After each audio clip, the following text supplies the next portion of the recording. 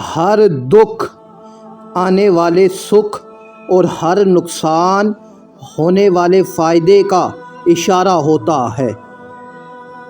کوئی کسی کے بغیر مر نہیں جاتا، ہاں اپنوں کے دیے ہوئے دکھ اور درد سہتے سہتے مر مر کے جینے کی عادت ہو جاتی ہے۔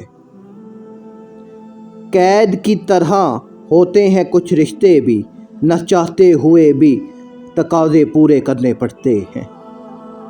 اگر تم دوسروں کے دکھ مٹانے کا فن جانتے ہو تو رب کریم سے اپنے مقدر میں سکھ لکھوانے کا بہت بڑا ہنر ہے تمہارے پاس۔ اعتبار جب انسان کو اچھے لوگوں سے بھی خوف آنے لگے تو سمجھ لیں کہ کسی نے سلیقے سے اعتبار توڑا ہے۔ جب انسان کو اچھے لوگوں سے بھی خوف آنے لگے تو سمجھ لیں کہ کسی نے سلیقے سے اعتبار توڑا ہے۔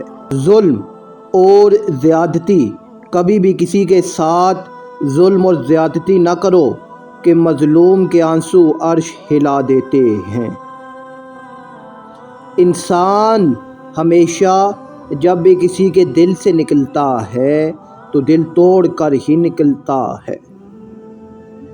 صبر ہر غلط بات، غلط رویے اور غلط عمل کو دیکھ کر صرف رب تعالیٰ کی رضا کی خاطر برداشت کرنے اور سہ جانے کو ہی صبر کہتے۔